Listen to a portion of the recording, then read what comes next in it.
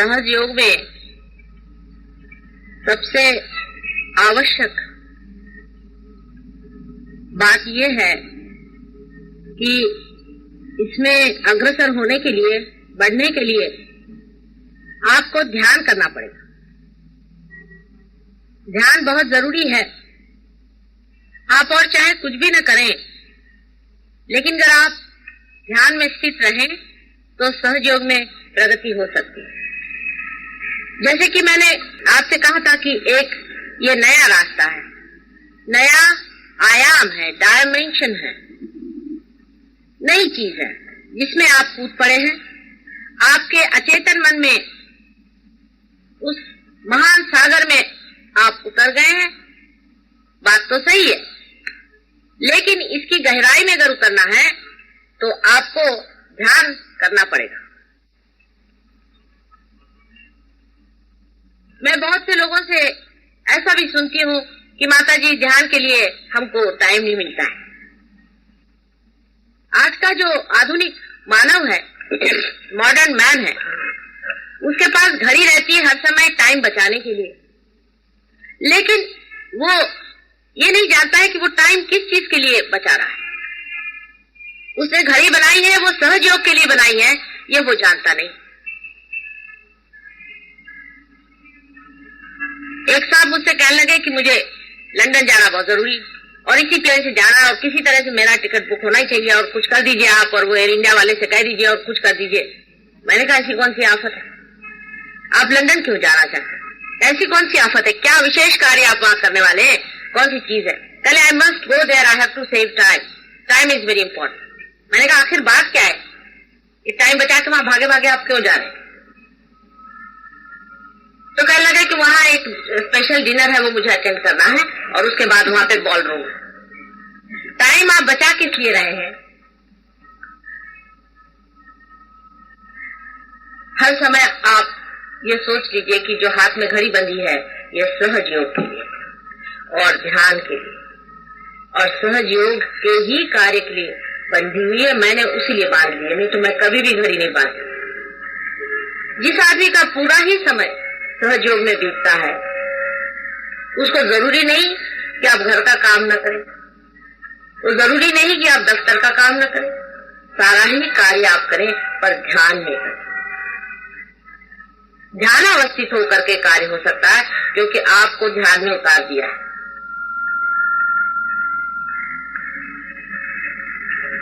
हर एक काम करने वक्त आप निर्विचार हो सकते हैं और निर्विचार होते ही उस काम की सुंदरता, उसका संपूर्ण ज्ञान और उसका सारा आनंद आपको मिलने लगता है। समझने की बात है, ये लोग समझते नहीं, इसलिए ध्यान के लिए अलग से टाइम नहीं मिलता है, आदि झगड़ा शुरू हो जाता है। लेकिन जब इसका मजा आने लगता है तब आपको आश्चर्य होगा कि नींद बहुत कम हो जाती है और आप ध्यान में चले जाते हैं। निद्रा में भी आप सोचेंगे कि आप ध्यान में जा रहे हैं। कोई भी चीज छोड़ने की या कम करने की नहीं, लेकिन हमारी जो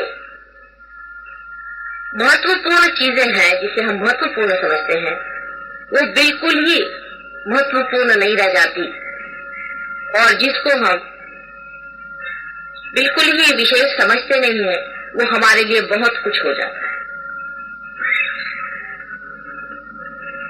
ध्यान करने के लिए एक छोटी सी चीज आपको याद रखनी चाहिए कि जिस चीज पे ध्यान का आलाप छेड़ा जाएगा, जिस वीणा पे ये सुंदर गीत बजने वाला है, वो साफ होनी चाहिए।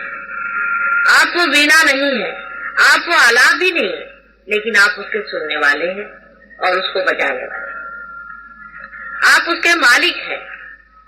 इसलिए अगर वो वीणा कुछ बेसुरी हो, उसके अगर तार रंग खा जाए या उसके कुछ तार टूट जाए, तो आपको जरूरी है कि उसे ठीक कर लेना चाहिए।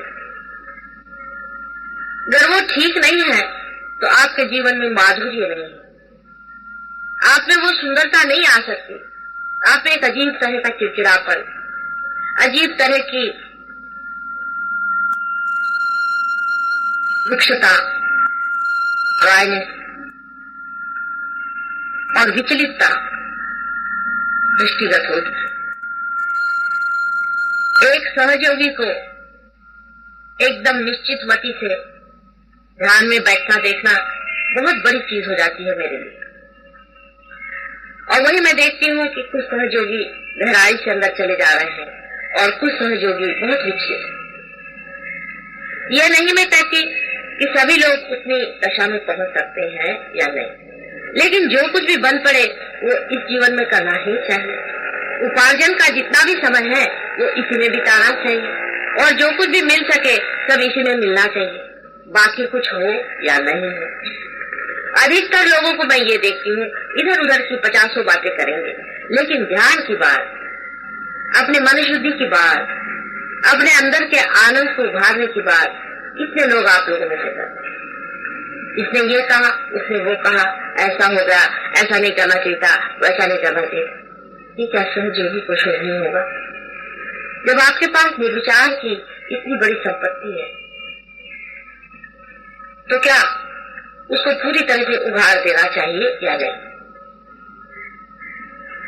ये तो आप जानते हैं कि क्षण क्षण आप उसे पा रहे हैं और हर क्षण उसे आप खो भी रहे।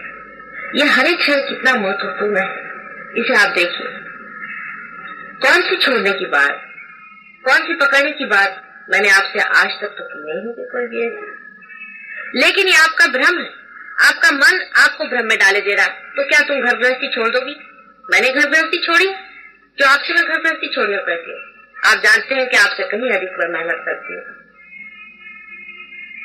लेकिन मैं थकती नहीं हूँ क्योंकि मेरा आनंद का स्रोत आप लोग हैं। जब आपको देख लेती हूँ बस खुश हो जाती, तबीयत सारी बाग बाग हो जाती। जिस चीज का महत्व है उधर दृष्टि रखिए।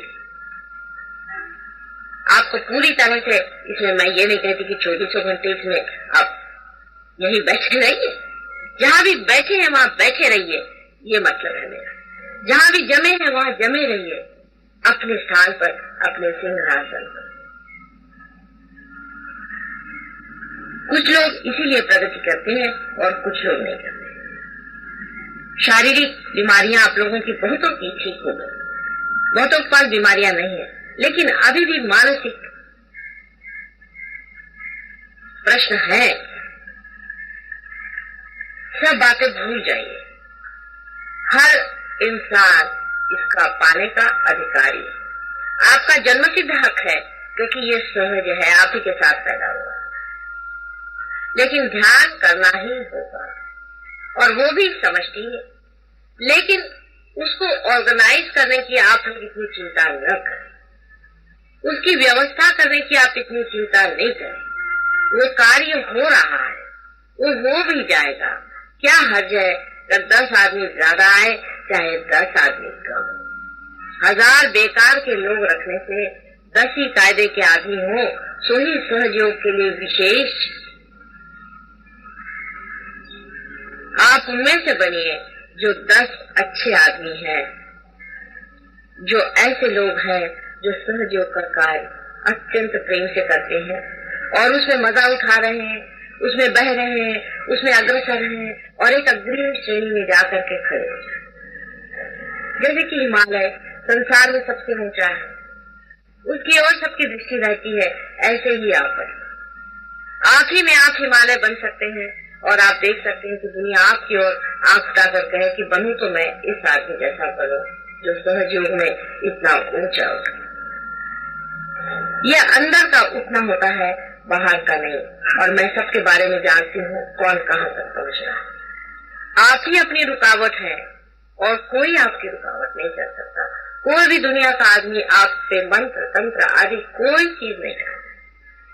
आप ही अपने साथ गरखराई भी न करें और पहचाने रहे कि कौन आदमी कैसी बातें करता है। आप खुद ही समझ लेंगे कि इस आदमी में कोई न कोई दुष्टता आ गई है, तभी वो ऐसी बातें कर रहा है। नहीं तो ऐसी बात ही न करता वो, जैसी गलत बात ये कर रहा है। इसके अंदर कोई न कोई खराबी है, उसको साथ देने की कोई जरूरत नहीं। फिर चाहे वो आपका पति ही हो, चाहे आपकी वो पत्नी हो, उसे लड़ाई झगड़ा करने की, उलझने की कोई जरूरत नहीं। वो अपने आप ही ठीक हो जाए।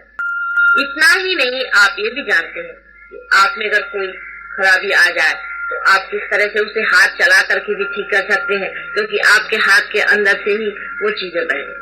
असल में आपके उंगलियों में ही ये सब जो भी देवताएं मैंने बताई हैं ये जागरूक है, इन 5 उंगलियों में और इस हथेली में सारी देवताएं यहाँ जागरूक।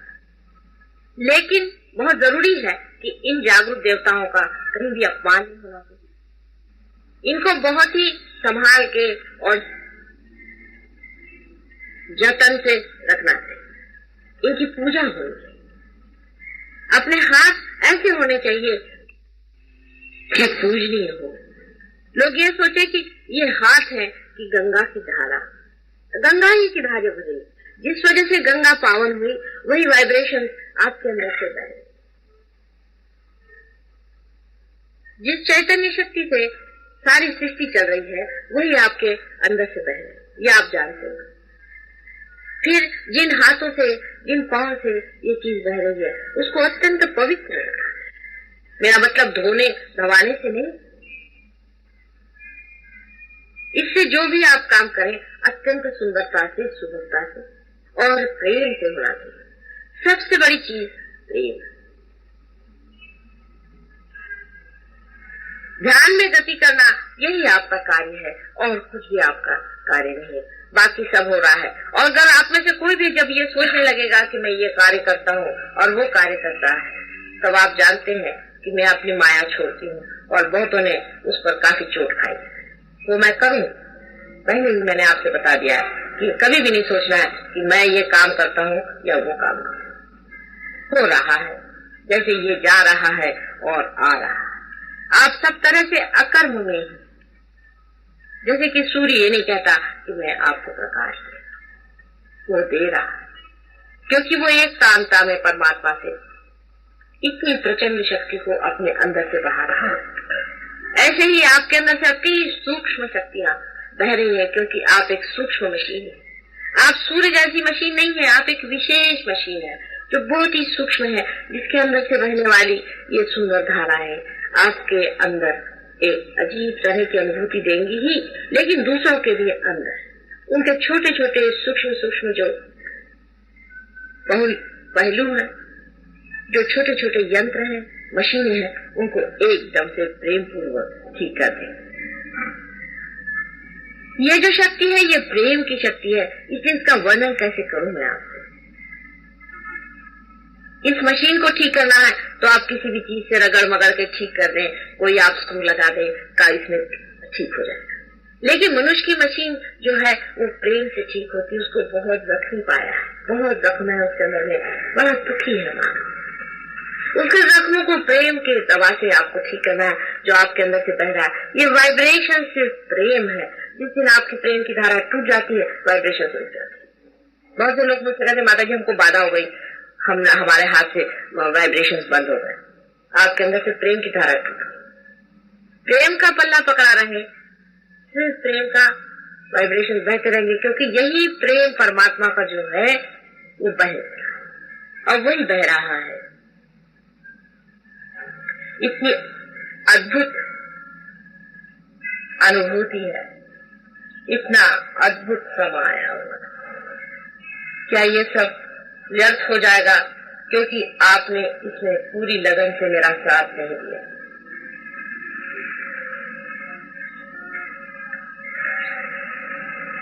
हर एक बात आप खुद भी जान सकते हैं और न जानने पर मैं भी आपसे हर एक बात बताने के लिए हमेशा तैयार है।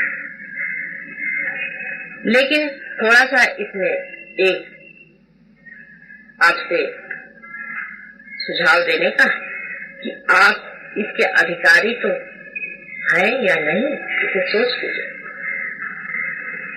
क्योंकि आप मेरे ध्यान में आते हैं, जैसे मराठी में बहुत से लोग कहते हैं मी मुद्दामून आले, इससे आप अधिकारी नहीं।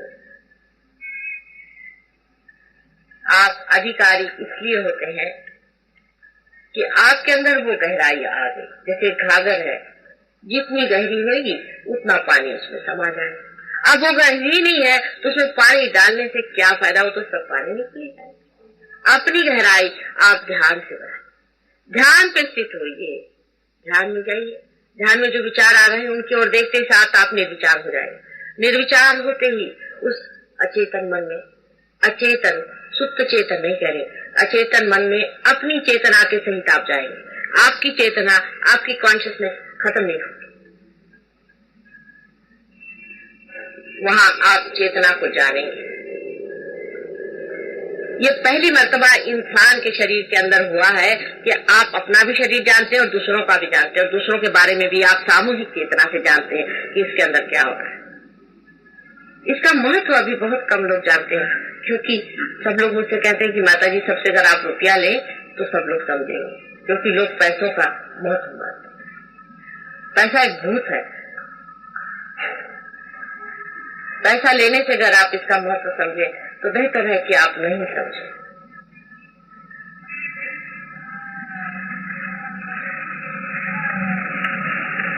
कोई भी पैसा देने से इसका महत्व आप नहीं समझ सकते। अपने को ही पूरी तरह से देना होगा, और वो देने में कितना मिलने वाला है। जो आप 7 गुण खड़े हुए हैं वो तो एकदम साक्षात हो जाए। ध्यान में समष्टि रूप में ही आपको आना होगा, ये जरूरी है। चाहे महीने में एक बार ही आए, लेकिन जहाँ 7 लोग बैठते हैं वहीं बैठ करके ध्यान करना चाहिए। चाहे आप एक अपना छोटा ग्रुप बना लें जहाँ आप हफ्ते में एक बार मिल सके और एक बार बड़े ग्रुप बन लें, क्योंकि मैंने आपसे बताया था कि ये विराट का कार्य, जैसे शरीर का एक एक अंग प्रत्यंग जो है उसको जागना है। जितना जागरूक होता जाएगा वैसे वैसे दीप जलते जाएगा। आप लोग जो घर में बहुत भी ध्यान करते रहे, मेरे आने के बाद आप जानते हैं कि आप लोगों ने पाया कि कुछ प्रगति नहीं है, लेकिन यहाँ 6-7 आदमी जो रोज आते थे और ध्यान करते थे उन्होंने बहुत प्रगति करी। ध्यान में अगर आपकी आंखें फड़क रही हो तो समझ लेना चाहिए कि आज्ञा चक्र पे कोई चोट हो रही है।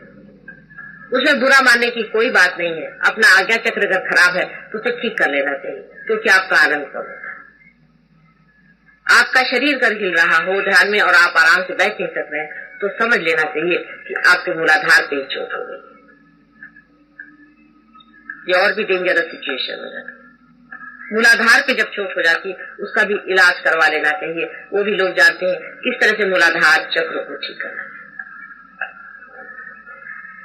जानने को तो आप लोग मेरे लेक्चर सुन सुन के सब शास्त्र जान गए, लेकिन मैं देखती हूँ कि जो लोग थोड़े ही दिन पहले आए हैं वो आप लोगों से कभी कभी बहुत जोरों में जल्दी आगे बढ़ जाते हैं, क्योंकि ये पढ़ाने लिखाने की बात है। ये आपके हाथ अगर थरथरा रहे हैं, कपकपा रहे हैं, तो भी समझ लेना चाहिए कि कुछ न कुछ आपके अंदर बहुत बड़ी खराबी हो गई है। उस पे जूते मारने का इलाज सबसे अच्छा है। कल एक साहब आपने देखा होगा कि वहां कहने लगे कि माता जी मैं एकदम जड़ हो गया, फिर मेरे सामने आके यूं करने लगे। उनसे मैंने पूछा तुम्हारे गुरु कौन है, तो कहने लगे कि भागवत साहब है पूना में। तो मैंने कहा वो क्या करते हैं, कहने लगे उन्होंने एक स्पिरिचुअल वो बनाया हुआ है, साई स्पिरिचुअल सेंटर, और वो उन्होंने मुझे दीक्षा दी। मैंने कहा दीक्षा क्या दी, ये हिलने की दीक्षा दी। कहने मैंने 16 साल में बीमारियां उठाई, मेरी नौकरी चली गई, ये हो गया वो। मैंने कहा तुम्हारे अक्ल नहीं है, अगर तुम्हारे गुरु है तो तुमको सब होना नहीं चाहिए। कितने रुपए दे, अभी तक 5-6 हजार रुपए दे चुका हूँ सेंटर। मैंने कहा अच्छा 5-6 हजार रुपए से दे करके सारी बीमारियां तुमने अच्छे से मोल ले ली। फिर उसको भूत को, उसके जो भागवत साहब थे उनको जूते मारे, और वही जो दूसरा उनका सेंटर था उसको भी जूते मारे, तब उनका हाथ ठहरा और ठीक। ये तो आप ही के सामने कल हुआ था, बहुत से लोग वहां। उनसे साफ साफ बात कर लेनी चाहिए कि आपके कोई न कोई गुरु है, आपके अंदर कोई न कोई बाधा है, आपके अंदर कोई न कोई गलत है, उसमें कोई बुरा मानने की बात नहीं।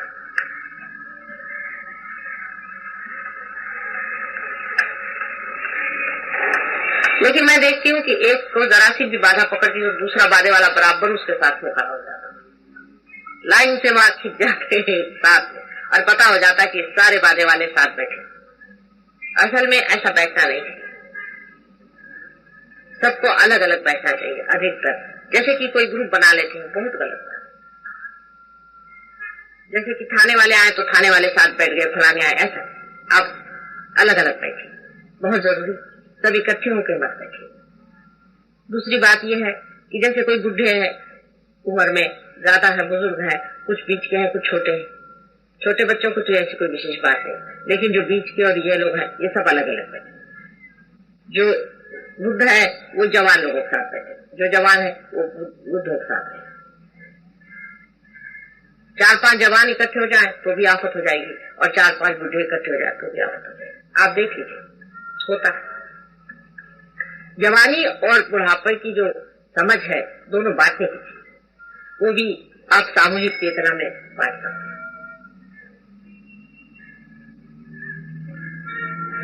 बड़ों को समझदारी चाहिए,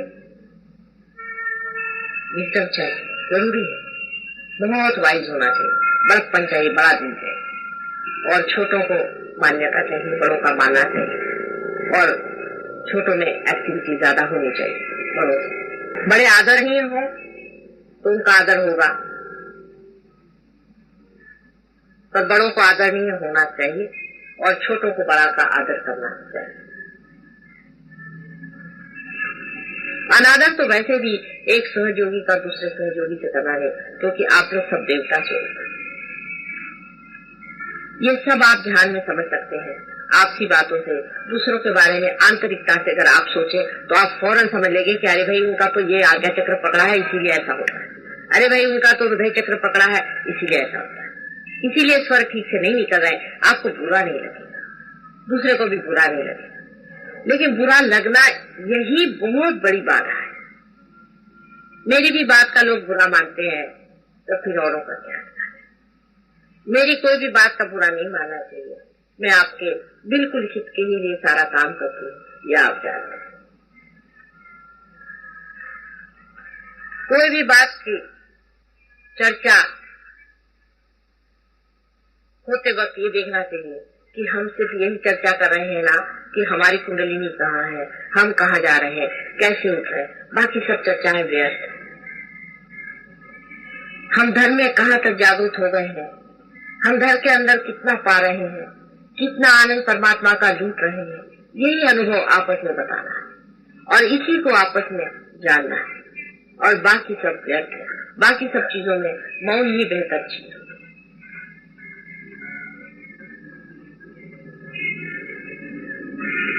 जब इस तरह के सहयोगी हो जाएंगे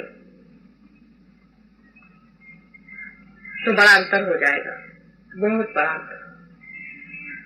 सहयोग का प्रतिबिंब आपसे फैलने वाला है, और जिस पे प्रतिबिंब पड़ता है वो पर एकदम साफ चीज है, और उसकी प्रतिबिंबित होने की शक्ति तो पूरी तरह से जागरूक है, तब कोई भी मुश्किल नहीं रहे। सहयोग और किसी चीज से नहीं फैल सकता, और किसी भी चीज से नहीं। आप बड़े बड़े ऑर्गेनाइजेशन कर दीजिए, आप बड़े बड़े मंत्र जागरण कर दीजिए और गाने हो जाए, म्यूजिक हो जाए, इससे नहीं होगा। इन सब चीजों से कुछ भी नहीं होने वाला है। मैंने तो इतने कभी भी पार लोग देखे नहीं जितने आज देख रहे, या हो भाग्य हमारा कैसे मैं देख रही। किसी भी युग में इतने पार लोग मेरे दृष्टि के सामने नहीं रहे, ये परम भाग्य की बात है। लेकिन जैसा कि मैं कहती हूँ कि मॉडर्न टाइम्स है, यहाँ पूरे साधु को आप ही लोग पहले बहुत बड़े साधु थे और संसार में रमे हुए नहीं थे, जंगलों में रहते थे। आज आपने संसार ले लिया है और संसार में आप रमे हुए, लेकिन अपनी साधुता में उतरते ही क्या मजा आ जाएगा। इस गंगा जमुना में ही एक सरस्वती बहना शुरू होता है। में जाते वक्त किसी भी तरह की बाहर की आवाज आपको भूल जाए। अगर कान में भी आप उंगली डालें और सहस्त्रार अगर आपका पूरी तरह से खुला हुआ है, जिसकी पहचान पूरी तरह से आप आंख को बंद कर ले, आप सुन सकते हैं। इसीलिए जो वो लड़के आए थे जो सुनते नहीं थे, उनको थोड़ा थोड़ा सुनाई देने लगे। अगर आपका सहस्त्रार खुल जाए तो लिम्बिक एरिया में डॉक्टर सब लोग जानते हैं कि वहाँ पे सटल पॉइंट्स होते हैं, सटल सेंटर्स होते हैं। उसको एक्साइट करने से वही काम होता है जो नाक, कान, मुंह और सब अपने शारीरिक जितने भी ऑर्गन्स है उससे होता है। उसी संस्कार को हम जागरूक कर लेते हैं जो सारे शरीर को यहाँ संभाले हुए है, और आपको सारी जैसे सुगंध है, हर एक चीज, नाक की कोई जरूरत नहीं आप है, फिर आप श्वास भी यहाँ से ले सके। सारे शरीर के सारा ही शरीर अगर भ्रष्ट हो जाए तो भी आप यहाँ से सब काम कर। लेकिन होता नहीं। शरीर तो आपका खिलते ही जा रहा है, शरीर तो सुंदर होते ही जा रहा है, बीमारियां तो भागी गई है, वो तो सब चीज ठीक हो गई। कोई थोड़ा बहुत हो भी जाते वो ठीक हो जाते।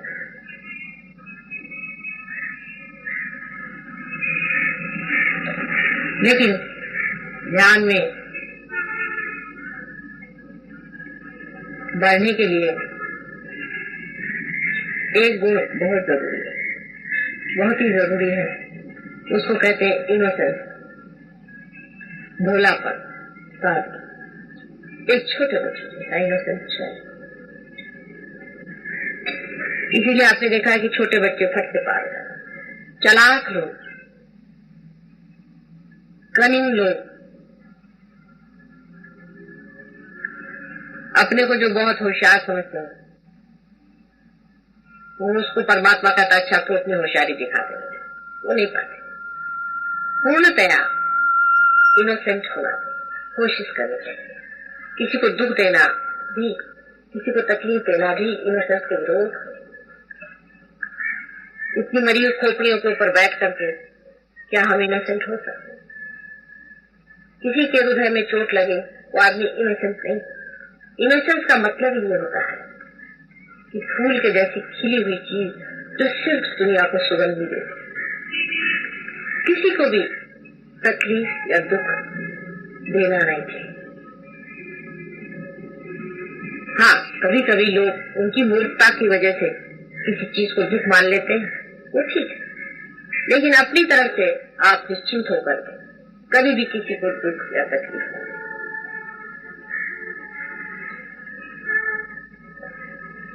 आपके पास तो इनोसेंस का स्विच है नहीं। मैंने देखा था कि देखें आप लोगों ने ऐसा कोई स्विच बनाया है, अगर हो तो वैसे इनोसेंस का स्विच दबा लीजिए तो आप देखिए आपका आगे से एकदम साफ। पर इनोसेंस का स्विच आप लोगों के पास है नहीं, दया का स्विच है नहीं, शांति का स्विच है नहीं, ये सब स्विचेस आपके अंदर अभी तक लगे नहीं है।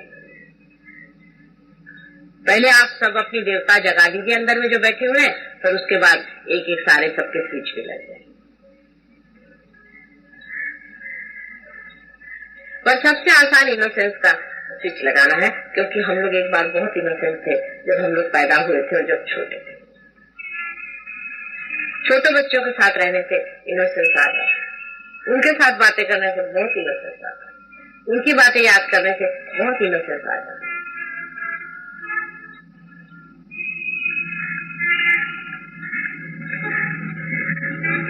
जो लोग इनोसेंट हो जाते हैं वो परमात्मा के राज्य के अधिकारी हो जाते हैं। ध्यान में सिर्फ आप ये अपनी ओर विचार करें कि मेरा मन इस वक्त में कौन सी चालाकी में लग रहा है, गधे जैसा महामूर्खता का कार्य कर रहा है, इतना बस देखें।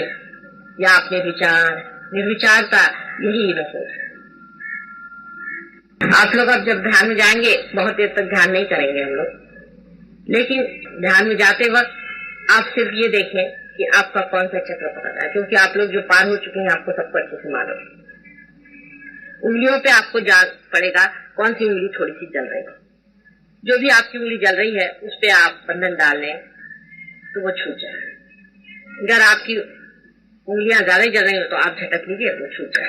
आप जानते हैं बंधन डाल, लेकिन निर्विचारिता के ओर रहे और चित्त जो है संस्कार की ओर रहे। और जो लोग आज नए आए हैं उनको भी देखना होगा कि वो पार हुए हैं या नहीं, उनको क्या खराबी है, उनको क्या तकलीफ है, वो निकाल दें। वो सारी तकलीफ जो है बाह्य, और हाथ को यूं यूं यूं यूं करके भी आप अपने बंधन डाल सकते हैं। इस तरह से दबा लेने से भी you can just press it like that, और you can press it like that, और you can throw it away like that. ये भी एक बड़ा भारी समर्पण है, जहाँ शक्ति दोनों तरफ से आती, left and right side sympathetic nervous system का जो यहाँ एक्सप्रेशन है ये साथ, और इसके बीच में ही सुषुम्ना नाड़ी है। ऐसे करते ही अंदर सुषुम्ना नाड़ी चलना शुरू होता है, लेकिन ये जागरूक होना चाहिए। अगर ये जागरूक नहीं है इसका मतलब सुषुम्ना चल नहीं है। और जागरूक का मतलब ये है कि आपके अंदर सारी उंगलियों में से धीरे धीरे ठंडी ठंडी ऐसी हवा आ रही। अगर आपके अंदर ऐसी ठंडी ठंडी हवा आ रही है पूरी तरह से और आप निर्विचार इस तरंग ध्यान में, तो आप बढ़ रहे हैं आगे, आप चले जा रहे हैं। जैसे कि आप एरोप्लेन में बैठते हैं, आपको पता नहीं आप कहाँ जा रहे हैं, लेकिन आप कहीं पहुंच रहे हैं। जब तक हम यहाँ पर हैं, ये जरूरी है कि जो सहयोगी आप लोग हैं ज्यादा इसमें पार्ट लें और आगे बढ़ें, और जाने के बाद भी अपना समष्टि रूप खराब न करें। आपसी बेकार की बातें बोलने पर आप कुछ न कुछ दंड दें। जिसने भी कोई सहयोग के सिवाय, अंदर की बात के सिवाय बाहर की बात जरा भी करी, उसको दंड। बाहर की कोई भी बात नहीं कर, अंदर ही की बात कर। अपने अपने चक्रों को साफ करिए, उसमें कोई शर्म की बात नहीं, कोई नहीं। जिसके जिसके चक्र पकड़े वो बाहरी चीज, बिल्कुल हिम्मत से सारी सफाई करके और नीचे डालें। जिसके भी हाथ जल रहे हैं निकाल, हमारे ही हाथ जल रहे हैं, निकालिएगा नहीं तो क्या करिएगा, बैठ भी नहीं सकते।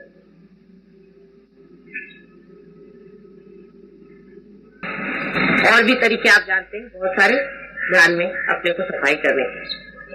इसमें कोई बुराई की बात नहीं है। अगर मैं किसी से कह दूं कि आप पानी में पैर डाल के बैठिए और इस तरह से निकालें, इसमें कौन सी बुराई की बात है? इसमें क्या बुरा मानने की बात? कितना पागलपन है, किस बात पे लोग बुरा मान जाते हैं। वो सुनते हैं माता जी ने क्या कर दिया। आप कोई बड़े भाई सेंट है, यानी बड़े भाई सेंट तक ये काम करते हैं, आपको पता नहीं। जैसे मैंने कबीर दास जी के लिए कहा कि दास कबीर जतन से, कबीर दास जी भी अपने लिए कहते हैं कि मैंने जतन से उड़ी भाई, जो कि इतने महापुरुष थे। फिर आपको इतना बुरा मानने कौन सी बात हो जाती है? जरा सा किसी से कहा कि एक मटका लेके आओ, बुरा मानते, फिर इतना बड़ा बड़ा मटका लेके आते। बेकार की बातें, मूर्खों जैसी अपनी जो कल्पनाएं हैं अपने बारे में, उसको त्याग बच खाना, बचपना नहीं, चाइल्ड लाइक होना चाहिए, चाइल्डिश नहीं।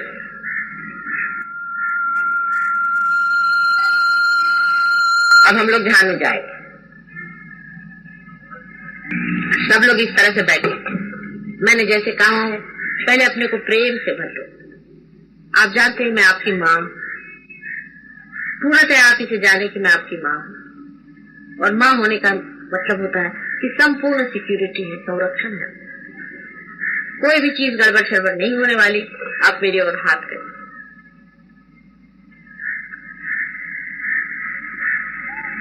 और धीरे से आंख बंद करके और अपने विचारों की ओर देखिए। आप निर्विचार हो जाएंगे। आपको कुछ करने का है ये नहीं। आप जैसे निर्विचार हो जाएंगे वैसे ही आप अंदर जाएंगे। पहले अपने से इतना बता दो कि आज से निश्चय हो, किसी को कोई सी भी चोट मैं नहीं पहुंचाऊंगी, और सबको प्रभु तुम क्षमा कर दो जिन्होंने मुझे चोट पहुंचाई है, और मुझे भी क्षमा करो क्योंकि मैंने दुनिया में बहुत लोगों पर चोट की।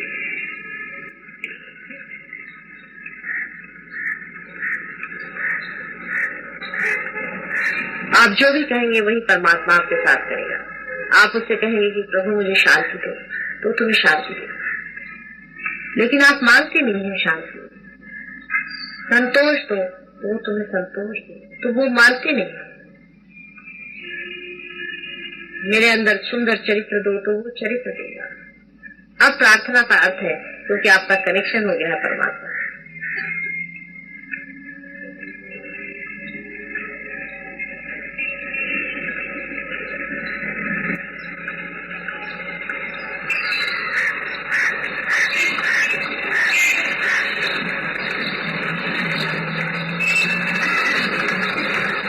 मेरे अंदर प्रेम दो, सारे संसार के लिए प्रेम दो।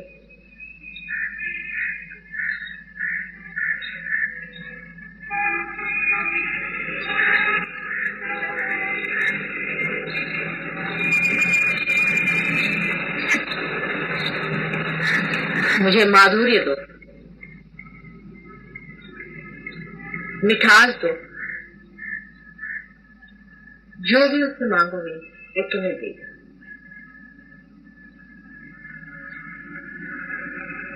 और कुछ नहीं मांगो, अपने लिए ही मांगो।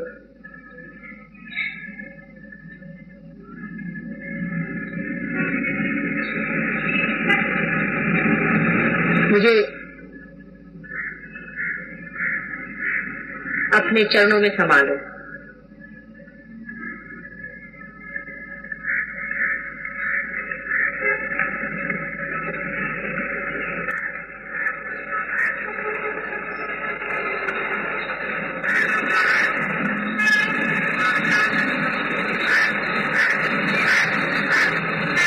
मेरी बूंद को अपने सागर में समा लो। जो भी कुछ मेरे अंदर अशुद्ध है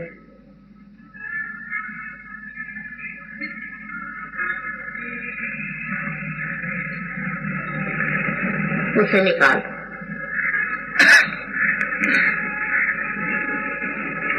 परमात्मा से जो भी प्रार्थना में कहोगे वही होगा।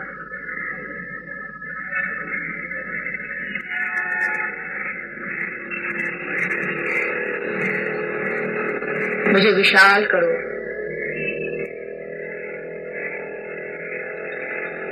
मुझे समझदार करो, तुम्हारी समझ मुझे दो, तुम्हारा ज्ञान मुझे बताओ।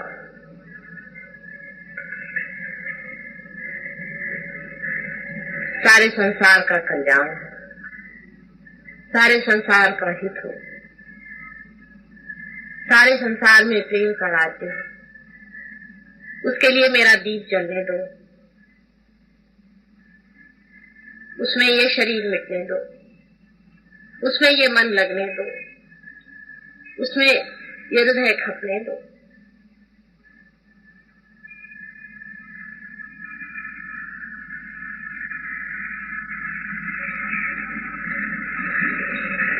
सुंदर से सुंदर बातें सोच करके उस परमात्मा से मांगो। जो कुछ भी सुंदर है वही मांगो तो मिलेगा।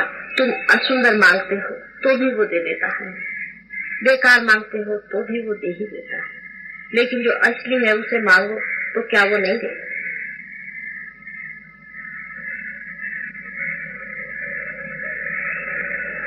यूं ही ऊपरी तरह से नहीं, अंदर से आंतरिक होकर के मांगो।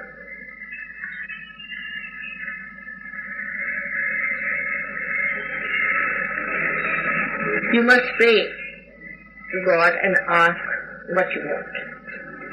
Ask for complete satisfaction in my heart, joy in my heart, bliss in my heart, so that the whole world becomes blissful. Give me love, love that I could love the whole world, and that the whole world becomes one in love.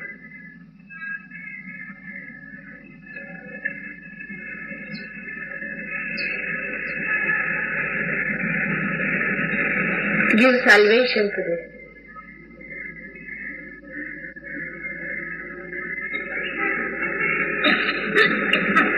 Humanity, which is suffering.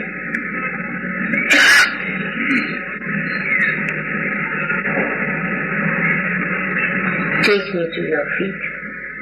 Cleanse me with thy love.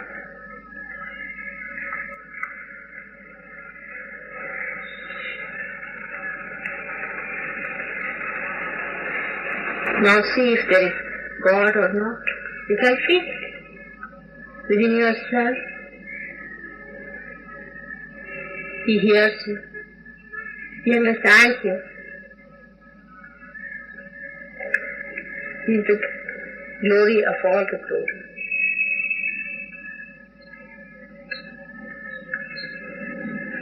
He loves you. He protects you. He guides you. He's created you to reveal His love. But accept it.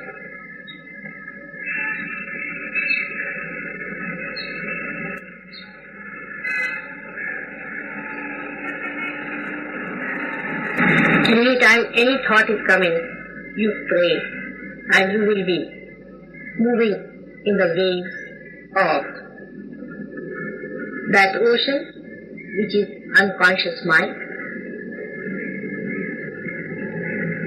It starts with thoughtless awareness.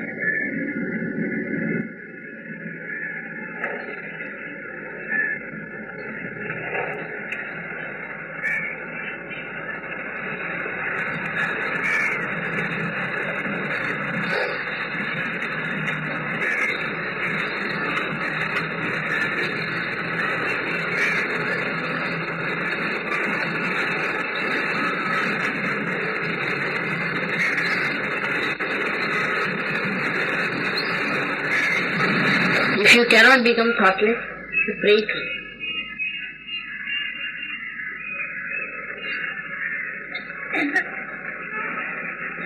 Forgive me for what I have done, and forgive those who have done harm to me.